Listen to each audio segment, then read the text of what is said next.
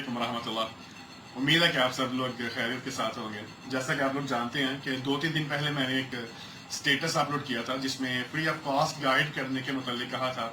तो उसके बाद अभी तक मुझे बहुत ज़्यादा मैसेजेस आ रहे हैं और उन मैसेजेस में 2 से 3 क्वेश्चन बड़े कॉमन हैं। तो एक तो क्वेश्चन ये था कि वेट लॉस करने के बारे में और एक क्वेश्चन था वेट गेन करने के बारे में।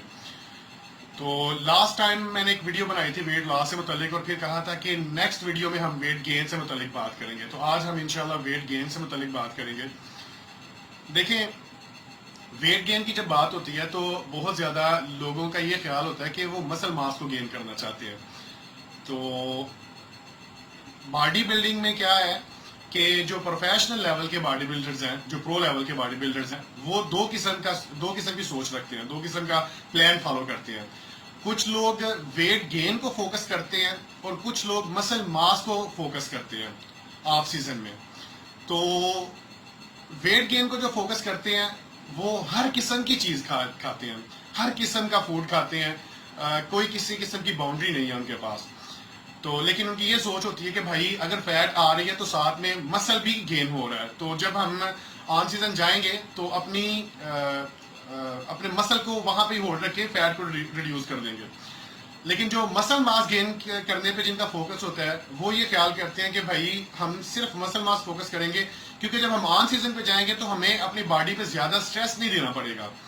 तो खैर, मैं ये नहीं कह रहा कि ये गलत है या ये सही है या ये गलत या वो सही। तो हर बंदे की अपनी सोच है। लेकिन मैं पर्सनली जब ऑफ सीजन में होता हूँ तो फोकस करता हूँ मसल मास को गेन करने पे। तो हम मसल मास को गेन करने की ही बात करेंगे, लेकिन उससे पहले मैं आपको कुछ क्लियर करता चलूं।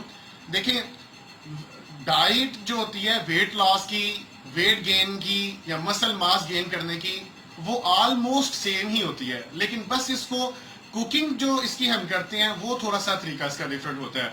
हैवी कैलोरीज और low calories, same items, heavy calories और लो कैलोरीज। अब मिसाल के तौर पे जब हम वेट लॉस करते हैं तो हम चिकन यूज करते हैं प्रोटीन के लिए। तो वो चिकन या तो स्टीम होता है या ग्रिल होता है या बॉयल होता है या उसको बेक भी करते हैं। तो उसी चिकन को जब हम मसल मास गेन के टाइम पे यूज करते हैं तो उसको हम मलाई बोटी टाइप यूज करते हैं बल्कि, और दही में भी बना के यूज करते हैं और अदरक वगैरह टमाटर वगैरह में भी बना के हम यूज करते हैं मसल मास जब हम गेन कर रहे हैं। और जब हम वेट गेन कर रहे हैं तो उसमें उसी चिकन को हम फ्राई करके यूज करते हैं, मतलब केंटाकी स्टाइल का हम यूज करते हैं। और वेट गेन में ये होता है कि आप कोल्ड ड्रिंक्स भी बहुत ज्यादा यूज करते हैं, मतलब हर किस्म की शुगर ले रहे हैं, आप हर किस्म के कार्ब ले रहे हैं।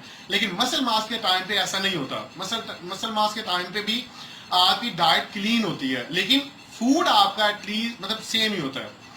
तो ये बात आप लोग जरूर ख्याल रखिएगा कि जिस बंदे ने वेट गेन करना है उस बंदे ने भी वही आइटम्स खानी है, लेकिन कुकिंग का स्टाइल थोड़ा सा डिफरेंस है। जैसे मैंने आप लोगों को ये मिसाल दे के बताया कि चिकन 3 तरीकों से यूज किया जाता है, 3 अलग अलग टारगेट वाले लोग यूज करते हैं इसको। वेट लॉस वाले लोग भी चिकन यूज करते हैं लेकिन स्टाइल डिफरेंट है। वेट गेन करने वाले लोग भी चिकन ही यूज करते हैं लेकिन स्टाइल डिफरेंट है। मसल मास गेन का भी ऐसा ही है, चिकन ही यूज होता है लेकिन उसका कुकिंग का स्टाइल थोड़ा सा डिफरेंट है। तो ऐसे ही बाकी चीजें, आपका बीफ, मटन और उसके बाद वेजिटेबल्स हो गए, आपके राइस हो गए, सारी चीजों का ऐसा ही डिफरेंस है। तो खैर, weight gain muscle mass gain करने से मुतालिक ये है कि आप दिन में कम से कम 4 से 5 मील जरूर यूज करें। और इसमें सप्लीमेंट भी मसल मास गेन करने में या वेट गेन करने में सप्लीमेंट की भी बात बहुत कॉमन की जाती है। देखिए, मैं आप लोगों को सप्लीमेंट की एक बेसिक चीज बताऊं। आर्टिफिशियल चीज हमेशा तब यूज करनी चाहिए जब आप नेचुरल डाइट से अपनी रिक्वायरमेंट पूरी नहीं कर पा रहे, तो फिर आप आर्टिफिशियल सप्लीमेंट यूज कर सकते हैं, ठीक है, वेट गेन करने के लिए या मसल मास गेन करने के लिए। लेकिन अगर आपकी रिक्वायरमेंट नेचुरल फूड से ही पूरी हो रही है, 4 या 5 मील खाने से आपकी इंप्रूवमेंट हो रही है, तो जरूरत नहीं है कि आप आर्टिफिशियल सप्लीमेंट्स की तरफ जाएं, ठीक है। तो ये बात यहाँ पे क्लियर हो गई कि सप्लीमेंट हमेशा तब यूज करने चाहिए जब आपको आपकी नेचुरल डाइट से कंप्लीट चीजें नहीं मिल रही, ठीक है। इवन मिसाल के तौर पे जब मैं ऑफ सीजन को फॉलो करता हूँ तो मेरे अल्हम्दुलिल्लाह 5-6 मील फॉलो करता हूँ। मैं फील करता हूँ कि मैं नेचुरल डाइट से कंप्लीट अपनी रिक्वायरमेंट पूरी कर रहा हूँ, हो रही है, इसलिए मैं आर्टिफिशियल सप्लीमेंट को नहीं वैल्यू देता या उन पे फोकस नहीं रखता। तो ये आपकी अब आपका प्लान है कि आप क्या करते हैं वेट गेन करने में या मसल मास गेन करने में। अक्सर औकात ये होता है कि भाई मेरी रिक्वायरमेंट 7 या 8 मील के साथ पूरी हो रही है, लेकिन चूंकि मादा नहीं हजम कर सकता 7 या 8 मील को, इवन टाइम भी इतना नहीं होता, हर 3 या 4 घंटे के बाद भी हम मील एक लें तो पूरे दिन में 5 से 6 मील बनते हैं। तो जो हैवी कैलोरीज है उसकी बात कर रहा हूँ, क्योंकि वो डाइजेस्ट होने में भी टाइम लेते हैं, तो इसलिए हम ज्यादा मील नहीं यूज कर सकते। फिर क्या है, उस टाइम पे फिर हम सप्लीमेंट यूज करते हैं आर्टिफिशियल, जो हमारी बॉडी की रिक्वायरमेंट को पूरा करते हैं। अच्छा, जब हम मसल मास गेन करते हैं या जब हम वेट गेन करते हैं, उस टाइम पे बहुत ज्यादा जरूरी है कि हम हमारा ट्रेनिंग का स्टाइल भी जो है उसको भी चेंज करें। देखिए, बहुत ज्यादा लोग यहाँ पे एक मिस्टेक करते हैं, जब मसल मास गेन कर रहे होते हैं या वेट गेन कर रहे होते हैं तो अपनी बॉडी को ओवर ट्रेन करते हैं, जिसकी वजह से उनको रिजल्ट नहीं मिलता, और वो ये कहते हैं कि यार मैं सारी रिक्वायरमेंट भी पूरी कर रहा हूँ लेकिन मुझे रिजल्ट नहीं मिल रहा। तो ओवर ट्रेन कभी भी ना करें। अगर आपका वीक का स्केड्यूल है तो वीक में एटलीस्ट 2 दिन आपको जरूर ऑफ करना चाहिए, और ज्यादा बेहतर ये है कि आपका ऑफ जो है 2 दिन ट्रेनिंग हो, 1 दिन ऑफ हो, फिर 2 या 3 दिन ट्रेनिंग हो, फिर 1 ऑफ हो। ये ऐसे ऑफ करना ज्यादा बेहतर है बनिस्बत के मतलब सेम एक ये के बाद दीगरे आप दोनों दिन ऑफ करें, इससे ज्यादा बेहतर है कि आप वीक के सेंटर में ऑफ करें। तो ये तो ट्रेनिंग का स्टाइल है। और अच्छा, जब हम एक्सरसाइज कर रहे हैं तो हमारा फोकस इस चीज पे होना चाहिए कि हमने मैक्सिमम वेट को उठाना है, ठीक है। रेपिटेशन हमारी बहुत कम होनी चाहिए। मिसाल के तौर पे हम चेस्ट प्रेस कर रहे हैं, चेस्ट प्रेस का सेट लगा रहे हैं, उसके हमने 4 या 5 सेट लगाने हैं। पहला सेट जो है वो हम 12 रैप लगाएंगे, फिर दूसरा 10, फिर 8, फिर 6, फिर 5।